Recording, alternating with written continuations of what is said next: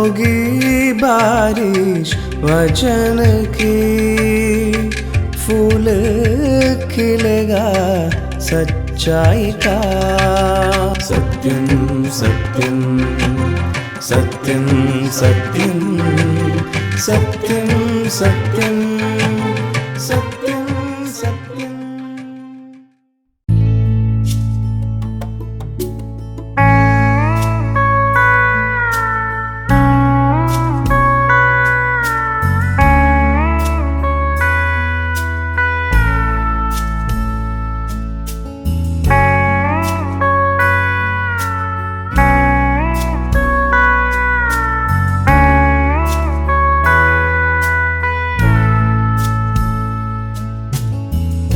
यीशु मसीह भरोसा मेरा, तू ही सहारा है मेरा।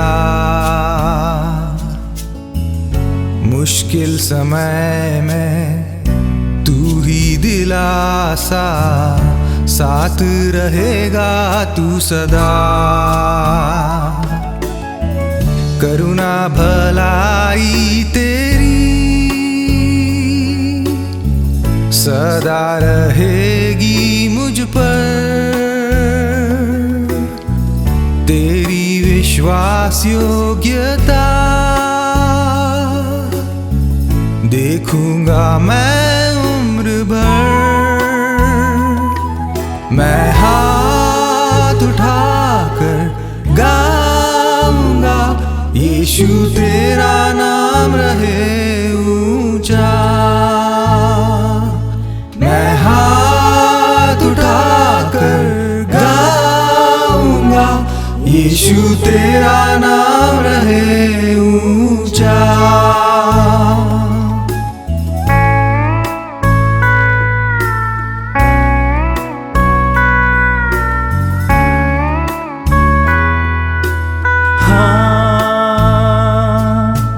मौत से है बचाया तूने, जीवन नया दे दिया।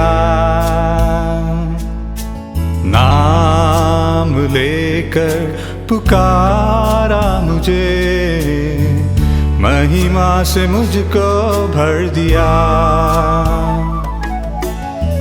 करुणा भलाई तेरी सदा रहेगी मुझ पर। तेरी विश्वास योग्यता देखूंगा मैं उम्र भर। मैं हाथ उठाकर गाऊंगा, यीशु तेरा नाम रहे ऊंचा। मैं हाथ उठाकर गाऊंगा, यीशु तेरा नाम रहे ऊंचा। आदर और महिमा हो तेरी, तू ही हमारा खुदा। पूरी हो तेरी ही मर्जी, आए तेरा राज यहाँ। आदर और महिमा हो तेरी, तू ही हमारा खुदा। पूरी हो तेरी ही मर्जी, तेरा ही राज हो यहाँ। हम हाथ उठाकर गाएंगे, यीशु तेरा नाम रहे ऊंचा। हम हाथ उठाकर गाएंगे, यीशु तेरा नाम रहे ऊंचा। करुणा भलाई तेरी सदा रहेगी मुझ पर। विश्वास योग्यता देखूंगा मैं उम्र भर।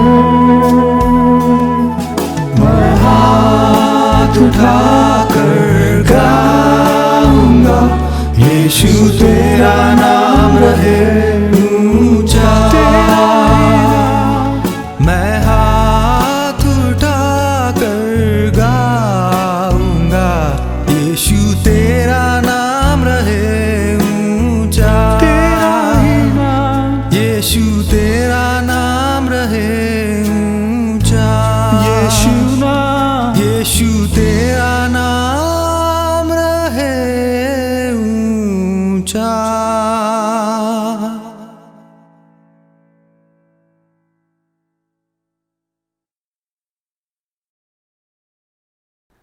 प्यारे दर्शकों, हम अगापे सुसमाचार सेवकाई की ओर से सत्यम सत्यम कार्यक्रम के माध्यम से प्रभु यीशु मसीह का सुसमाचार आपके लिए लेके आए हैं।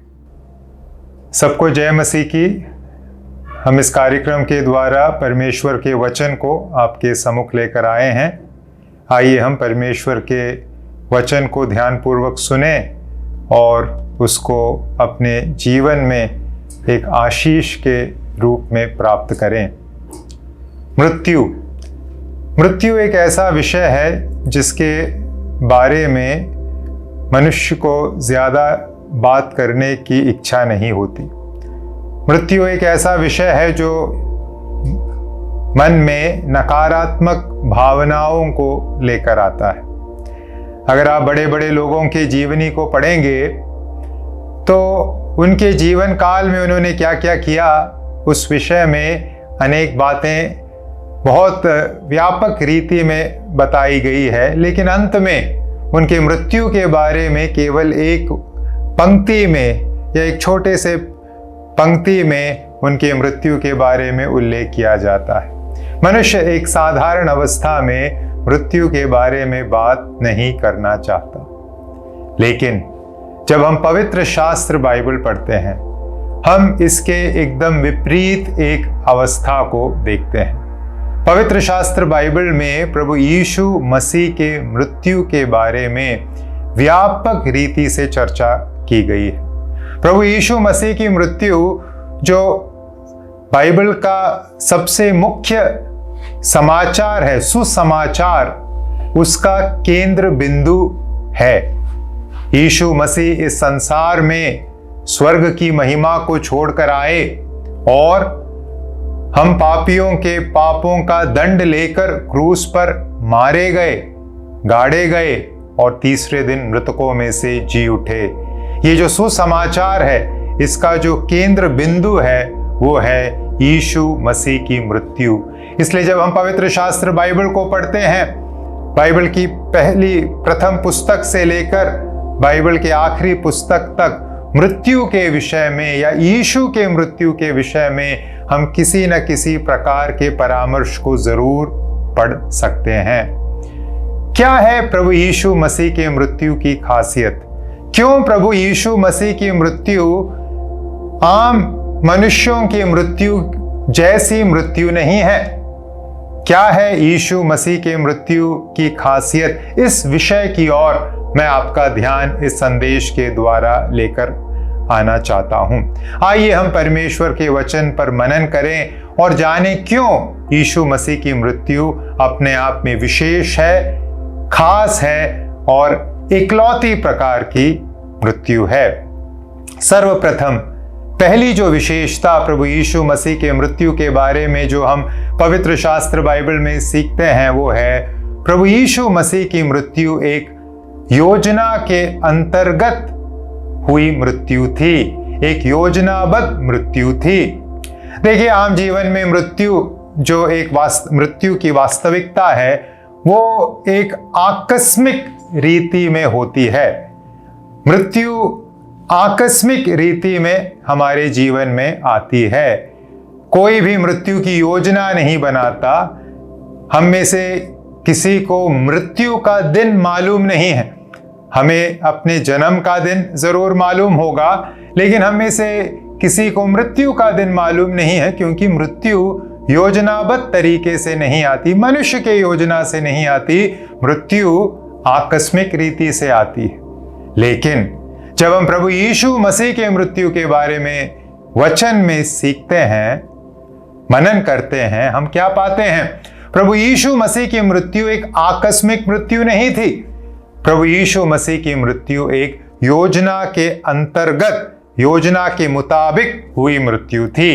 एक ऐसी योजना जो परमेश्वर ने इस सृष्टि में पाप के आगमन होते ही जिसकी घोषणा सार्वजनिक रूप से कर दी थी।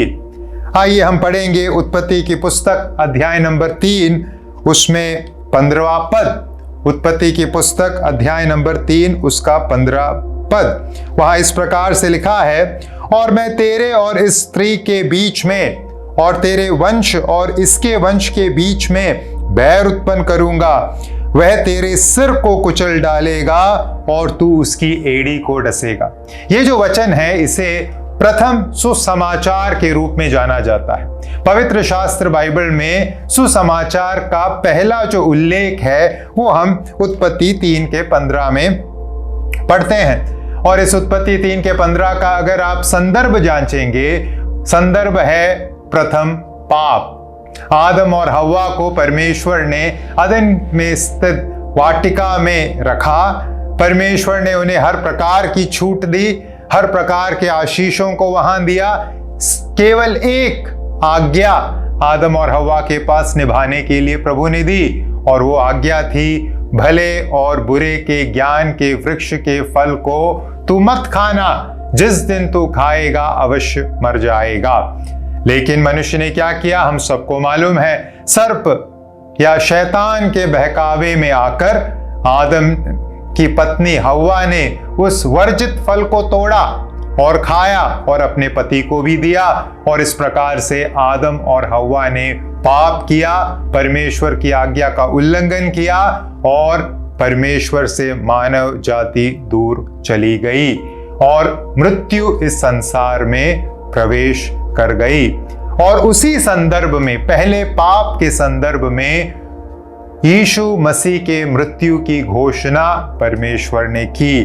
पहले सुसमाचार या उत्पत्ति 3 के 15 में जब प्रभु ने कहा स्त्री के विषय में कहते हुए कि तेरे वंश और सर्प के वंश के बीच में बैर उत्पन्न करूंगा, वह तेरे सिर को कुचल डालेगा और तू उसकी एड़ी को डसेगा। यह जो उल्लेख है यह क्रूस पर यीशु मसीह आने वाले अनेकों हजारों साल बाद करने वाले उस कार्य को, अपने मृत्यु के उस कार्य के विषय में किया गया ये उल्लेख है। तो यीशु मसीह की मृत्यु एक योजनाबद्ध तरीके से हुई मृत्यु थी। यीशु मसीह की मृत्यु एक आकस्मिक मृत्यु नहीं थी। इसी बात की चर्चा हम नए नियम में भी पढ़ते हैं। नए नियम में प्रेरितों के काम अध्याय नंबर 2 के 23 में इस प्रकार से लिखा है। प्रेरितों की पुस्तक अध्याय नंबर 2 उसका पद 23, वहां इस प्रकार से हम पढ़ते हैं, उसी यीशु को जो परमेश्वर की ठहराई हुई योजना और पूर्व ज्ञान के अनुसार पकड़वाया गया, तुमने अधर्मियों के हाथ से क्रूस पर चढ़वा कर मार डाला। तो यहां अगर आप ध्यान देंगे, वहां प्रभु का दास प्रेरित पत्रस स्पष्ट भाषा में कहता है, उसी यीशु को जो परमेश्वर की ठहराई हुई योजना के अनुसार क्रूस पर चढ़ाया गया। यीशु मसीह की मृत्यु एक योजना के मुताबिक हुई मृत्यु थी। यीशु मसीह की मृत्यु एक आकस्मिक मृत्यु नहीं थी। इसलिए यीशु मसीह की मृत्यु अपने आप में अनोखी है। यीशु मसीह की मृत्यु मेरे और आपके मृत्यु के समान, अन्य मनुष्य के मृत्यु के समान, साधारण मनुष्य के मृत्यु के समान एक आम मृत्यु नहीं है। दूसरी जो खासियत यीशु मसीह की मृत्यु के बारे में जो हम वचन में देखते हैं वो है, यीशु मसीह की मृत्यु न केवल योजना के मुताबिक हुई मृत्यु थी, उसके साथ साथ यीशु मसीह की मृत्यु एक स्वैच्छिक मृत्यु थी, स्वेच्छा से हुई मृत्यु थी। जब हम आम मनुष्यों की मृत्यु के बारे में सोचते हैं, हमें मालूम है हम में से कोई भी स्वेच्छा से नहीं मरता। स्वाभाविक रूप से मनुष्य का रुझान मरने की ओर नहीं है। स्वाभाविक रूप से मनुष्य जीना चाहता है, इसलिए जितना हो सके वह अपने प्राण को संभालना चाहता है। चाहे कितनी भी बड़ी बीमारी हो, कितना भी पैसा खर्च करना हो, मनुष्य पैसा खर्च करने के लिए तैयार है, क्योंकि वो मरना नहीं चाहता। स्वाभाविक रूप से मनुष्य जीना चाहता है। वो इच्छा से, अपने स्वयं की इच्छा से मृत्यु को गले नहीं लगाता। लेकिन जब हम प्रभु यीशु मसीह के बारे में वचन में सीखते हैं, मनन करते हैं, हम क्या पाते हैं? प्रभु यीशु मसीह की मृत्यु स्वैच्छिक मृत्यु थी। यीशु मसीह की मृत्यु कोई मजबूरी की मृत्यु नहीं थी। मेरी और आपकी मृत्यु मजबूरी की मृत्यु है। इच्छा नहीं है, लेकिन मरना होगा, समय आ गया, जाना होगा दुनिया को छोड़कर। लेकिन यीशु मसीह के ऊपर किसी प्रकार की कोई मजबूरी काम नहीं कर सकती, क्योंकि यीशु मसीह स्वयं जीवन के स्रोत हैं। उसमें है जीवन, उससे है सबको जीवन प्राप्त।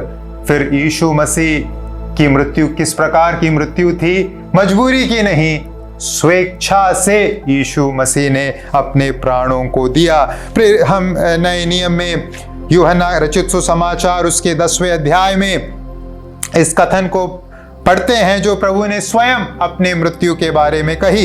यूहन्ना का सुसमाचार अध्याय नंबर 10 उसके 18वें पद में इस प्रकार से लिखा है, कोई उसे मुझसे छीनता नहीं, वरन मैं उसे आप ही देता हूं।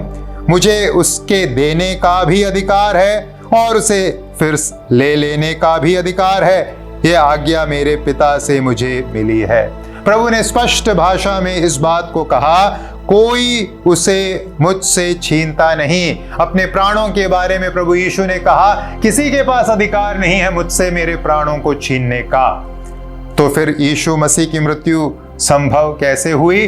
उन्होंने स्वयं स्वेच्छा से अपने प्राणों को दे दिया, किसी मजबूरी के तहत नहीं, किसी प्रकार के बाहरी दबाव के कारण नहीं, स्वेच्छा से, अपने मन से प्रभु ने अपने प्राणों को बलिदान के रूप में दे दिया। तो भाई और बहनों, आइए हम समझें यीशु मसीह की मृत्यु क्यों है खास, यीशु मसीह की मृत्यु क्यों है अनोखी। यीशु मसीह की मृत्यु योजनाबद्ध मृत्यु थी। यीशु मसीह की मृत्यु स्वेच्छा से अपनाई हुई मृत्यु थी। तीसरी जो विशेषता यीशु मसीह की मृत्यु के बारे में हम वचन में पढ़ते हैं वो है प्रभु यीशु मसीह की मृत्यु एक विजय को दर्शाने वाली मृत्यु थी। विजय को दर्शाने वाली मृत्यु थी। अक्सर मनुष्य के जीवन में जब मृत्यु का समय आता है, मृत्यु को मनुष्य, मानव जाति एक पराजय के चित्र के रूप में देखती है। मृत्यु को एक पराजय के चित्र के रूप में देखा जाता है। कोई व्यक्ति जो मृत्यु के करीब है और मृत्यु में प्रवेश कर रहा है, उसको इस प्रकार से दर्शाया जाता है कि उसने कोशिश की, लेकिन अपने कोशिश में, जीने के कोशिश में, संघर्ष में वो सफल नहीं हो पाया, वो पराजित हो गया और मर गया। मृत्यु एक पराजय का एक चित्र है। मृत्यु मनुष्य के संघर्ष में मनुष्य हार गया, इस बात को दर्शाने वाला एक चित्र है, ऐसी एक वास्तविकता है। लेकिन जब हम प्रभु यीशु मसीह के मृत्यु के बारे में वचन में पढ़ते हैं, प्रभु यीशु मसीह की मृत्यु एक पराजय की मृत्यु नहीं थी। प्रभु यीशु मसीह की मृत्यु एक हार का चित्र नहीं दर्शाती। फिर यीशु मसीह की मृत्यु किस प्रकार की मृत्यु थी? नए नियम में कुलूसियों की पत्री में हम इस प्रकार से पढ़ते हैं। कुलूसियों की पत्री अध्याय नंबर 2 उसके 14 और 15 पद में हम प्रभु यीशु मसीह के मृत्यु के बारे में इस आशय को पढ़ते हैं। कुलूसियों की पत्री अध्याय नंबर 2 14 और 15 इस प्रकार से लिखा है, और विधियों का वह लेख जो हमारे नाम पर और हमारे विरोध में था मिटा डाला और उसे क्रूस पर कीलों से जड़कर सामने से हटा दिया है। और उसने प्रधानताओं और अधिकारों को ऊपर से उतारकर उनका खुल्लम खुल्ला तमाशा बनाया और क्रूस के द्वारा उन पर जय जयकार की ध्वनि सुनाई। क्रूस के द्वारा प्रभु यीशु मसीह ने अपने मृत्यु के द्वारा हार की ध्वनि नहीं सुनाई, प्रभु ने जय जयकार की ध्वनि सुनाई। प्रधानताओं और अधिकारों को ऊपर से उतार कर उनका खुल्लम खुल्ला तमाशा बनाया। यीशु मसीह की मृत्यु पराजय का चित्र नहीं है, यीशु मसीह की मृत्यु एक विजय का चित्र है। यीशु मसीह की मृत्यु को आप इस प्रकार से देख सकते हैं कि एक राजा अपने दुश्मन के, अपने बैरी के सबसे जो शक्तिशाली, जो सबसे सुरक्षित किला है, उस किले में घुसकर उस किले को ध्वस्त कर देता है। जब हम मृत्यु के बारे में सोचते हैं, मृत्यु शैतान के हाथों में मौजूद एक सबसे सामर्थी शस्त्र के रूप में है। मृत्यु एक ऐसी वास्तविकता है जो एक अविश्वास की अवस्था में मरने वाले को, ईश्वर से दूरी की अवस्था में मरने वाले को हमेशा के लिए ईश्वर से दूर कर देता है, अनंत काल के लिए ईश्वर से दूर कर देता है। शैतान के हाथों में मृत्यु एक ताकतवर हथियार के रूप में है। प्रभु यीशु मसीह ने उसी मृत्यु को अपनाकर शैतान के हाथों से मानो उस ताकतवर हथियार के ताकत को हमेशा के लिए नष्ट कर दिया। प्रभु यीशु मसीह की मृत्यु एक पराजय का चित्र नहीं है, प्रभु यीशु मसीह की मृत्यु एक विजय का चित्र है। और इस विजय का जो सूचक या इस विजय की जो सबसे बड़ी निशानी यीशु मसीह के मृत्यु के संदर्भ में जो हमें देखने को मिलता है, वो है यीशु मसीह केवल मरे ही नहीं, लेकिन मृत्यु के तीसरे दिन वह मृतकों में से मृत्युंजय होकर जी उठे। और इस प्रकार से शैतान के हाथों में जो बलवंत शस्त्र के रूप में मृत्यु था, उस मृत्यु को प्रभु यीशु मसीह ने अपने जी उठने के द्वारा, मृतकों में से जी उठने के द्वारा हमेशा के लिए नष्ट कर दिया। इसलिए आइए हम समझें यीशु मसीह की मृत्यु क्यों है एक असाधारण मृत्यु, यीशु मसीह की मृत्यु क्यों है अनोखी मृत्यु। क्योंकि यीशु मसीह की मृत्यु मेरे और आपकी मृत्यु के जैसे एक हार के चित्र को नहीं दर्शाती। यीशु मसीह की मृत्यु एक विजय का चित्र है। शैतान को प्रभु ने खुल्लम खुल्ला परास्त किया और उसके हाथों में जो मृत्यु के रूप में ताकतवर शस्त्र था, उस शस्त्र को प्रभु यीशु मसीह ने अपने जी उठने के द्वारा, मृतकों में से जी उठने के द्वारा हमेशा के लिए नष्ट कर दिया। इसीलिए हम वचन में इस प्रकार से मृत्यु के विषय में पढ़ते हैं। हम पढ़ेंगे पहला कुरिन्थियों उसके 15वें अध्याय में से, पहला कुरिन्थियों उसका 15वां अध्याय 55 से आगे इस प्रकार से सवाल पूछा गया है मृत्यु के विषय में। हे मृत्यु तेरी जय कहाँ रही, हे मृत्यु तेरा डंक कहाँ रहा। मृत्यु का डंक पाप है और पाप का बल व्यवस्था है, परंतु परमेश्वर को धन्यवाद हो जो हमारे प्रभु यीशु मसीह के द्वारा हमें जयवंत करता है। यीशु मसीह ने भाइयों और बहनों मृत्यु अपनाकर और मृत्यु में से तीसरे दिन जी उठकर मृत्यु को पराजित कर दिया, मृत्यु के डंक को नष्ट कर दिया और एक विजय के चित्र को, आशा के चित्र को, एक छुटकारे के मार्ग को हम सब के लिए खोल दिया। तो हम क्या सीख रहे हैं? हम सीख रहे हैं प्रभु यीशु मसीह के मृत्यु की विशेषता। यीशु मसीह भी मरे जरूर, लेकिन प्रभु यीशु मसीह की मृत्यु मेरे और आपकी मृत्यु की जैसी मृत्यु नहीं होगी, नहीं थी। हमारी मृत्यु साधारण मृत्यु है, हमारी मृत्यु हमारे बेबसी का चित्र है, हमारी मृत्यु हमारे पराजय का चित्र है, हमारी मृत्यु हमें एक ऐसी वास्तविकता को दर्शाती है कि हमारे हाथों में सब कुछ नहीं है। लेकिन प्रभु यीशु मसीह की मृत्यु, जैसे हमने सीखा, प्रभु यीशु मसीह की मृत्यु योजना के अनुसार हुई मृत्यु है, प्रभु यीशु मसीह की मृत्यु स्वेच्छा से हुई मृत्यु है और प्रभु यीशु मसीह की मृत्यु एक विजय को दर्शाने वाली मृत्यु है। अब हमारे सामने एक महत्वपूर्ण सवाल उठ खड़ा होता है, क्यों, आखिर क्यों यीशु मसीह एक योजना के मुताबिक मरे? क्या था कारण? आखिर क्यों प्रभु यीशु मसीह ने स्वेच्छा से अपने प्राणों को दिया? क्या था कारण? आखिर क्यों प्रभु यीशु मसीह ने खुल्ला उस कलवरी के क्रूस पर अपने आप को टांगने की अनुमति दी? क्यों प्रभु यीशु मसीह ने इस मृत्यु को अपनाया? क्या था कारण? इस कारण के ऊपर मनन करना बहुत जरूरी है। और जब हम पवित्र शास्त्र बाइबल में प्रभु यीशु मसीह के इस अनोखी मृत्यु के कारण को तलाशते हैं, उस कारण को और कहीं नहीं, हम स्वयं में पाते हैं। हमारे पापों का प्रायश्चित करने, मेरे और आपके द्वारा किए गए पापों का प्रायश्चित करने यीशु मसीह कलवरी के क्रूस पर स्वेच्छा से परमेश्वर के योजना के मुताबिक मृत्यु को हराने के लिए मरे। तो क्यों यीशु मसीह ने इस मृत्यु को अपनाया, इस प्रकार के विशेष मृत्यु को अपनाया?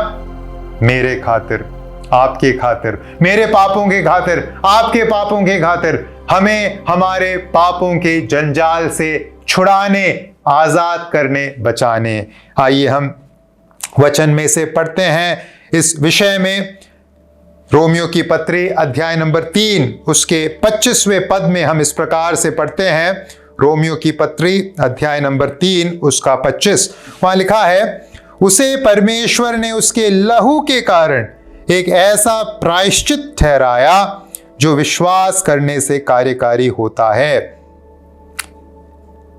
परमेश्वर ने यीशु मसीह को यीशु मसीह के लहू के कारण एक प्रायश्चित ठहराया है। किसके पापों का प्रायश्चित? मेरे और आपके पापों का प्रायश्चित, संपूर्ण मानव जाति के पापों का प्रायश्चित। भाई और बहनों, हमारे जीवन की सबसे बड़ी समस्या हमारे पाप हैं। हमारे पाप जिसने हमें परमेश्वर से, प्रेमी पिता से, अनुग्रहकारी पिता से दूर ले जाने का काम किया है, आशीषों से दूर ले जाने का काम किया है, और यही नहीं, दंड के नजदीक ले जाने का काम किया है, नरक में ले जाने का काम किया है। हमारे पाप हैं हमारे जीवन की सबसे बड़ी समस्या। यीशु मसीह की मृत्यु का कारण क्यों स्वेच्छा से, योजनाबद्ध तरीके से पाप को या मृत्यु को हराने यीशु मसीह क्रूस पर मरे?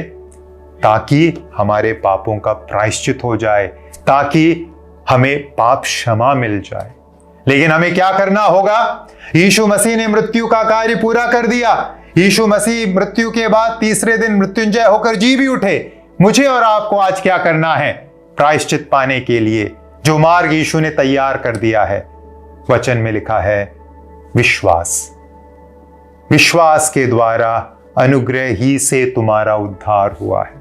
या जैसे हमने यहां रोमियो 3 के 25 में पढ़ा, उसे परमेश्वर ने उसके लहू के कारण एक ऐसा प्रायश्चित ठहराया जो विश्वास करने से कार्यकारी होता है। जब हम यीशु मसीह पर विश्वास करते हैं, हाँ प्रभु यीशु मसीह, मैं एक पापी हूं, मुझे पाप का दंड मिलना चाहिए, लेकिन आप मेरे लिए स्वर्ग छोड़कर इस संसार में आए और मेरे पापों का दंड, मृत्यु को अपने ऊपर उठाकर क्रूस पर मेरे खातिर मारे गए, गाड़े गए और तीसरे दिन मृतकों में से जी उठे। जब हम हृदय से इस वास्तविकता पर, यीशु मसीह के मरने के वास्तविकता पर, यीशु मसीह के मृतकों में से जी उठने के वास्तविकता पर विश्वास करते हैं, बाइबल में हम आश्वासन पाते हैं। हम उस विश्वास करने के घड़ी में ही पाप क्षमा पाएंगे और परमेश्वर की संतान होने का अधिकार पाएंगे। भाई और बहनों, आइए हम यीशु मसीह के मृत्यु पर, यीशु मसीह के जी उठने पर विश्वास करें और अपने पापों का प्रायश्चित करें और परमेश्वर के साथ एक संबंध को पाएं, एक नए जीवन को पाएं। इस बात को आइए हम स्मरण रखें। मुझे और आपको पापों के गंभीर अवस्था से, गंभीर परिणाम से छुड़ाने यीशु मसीह ने मृत्यु को अपनाया। आइए उस मृत्यु के आशीष को विश्वास करके हासिल करें। परमेश्वर ऐसा करने में मेरी और आपकी सहायता करे। हमारे प्रभु का नाम महिमा पाए। हम आशा करते हैं कि यह संदेश आपके लिए आशीष का कारण बना है। यदि आप प्रभु यीशु मसीह के बारे में या बाइबल के बातों के विषय में अधिक जानकारी लेना चाहते हैं, या आपकी समस्या के बारे में प्रार्थना निवेदन रखना चाहते हैं, या आप कोई सुझाव हमें देना चाहते हैं, तो हमारे पते पर ज़रूर लिखिए। हमारा पता है अगापे गॉस्पेल मिनिस्ट्री 87 मैत्री नगर कोल्लम 691002। आप हमें फ़ोन या व्हाट्सएप के माध्यम से भी संपर्क कर सकते हैं। हमारा फ़ोन नंबर है 7898160067 या फिर 9960156585। इस प्रकार के और भी संदेश को सुनने के लिए हमारे YouTube चैनल सत्यम सत्यम या फेसबुक पेज सत्यम सत्यम पे जाएं। परमेश्वर आप सबको आशीषित करे।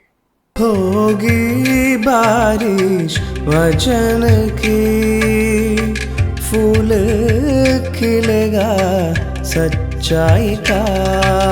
सत्यम सत्यम सत्यम सत्यम सत्यम सत्यम सत्यम।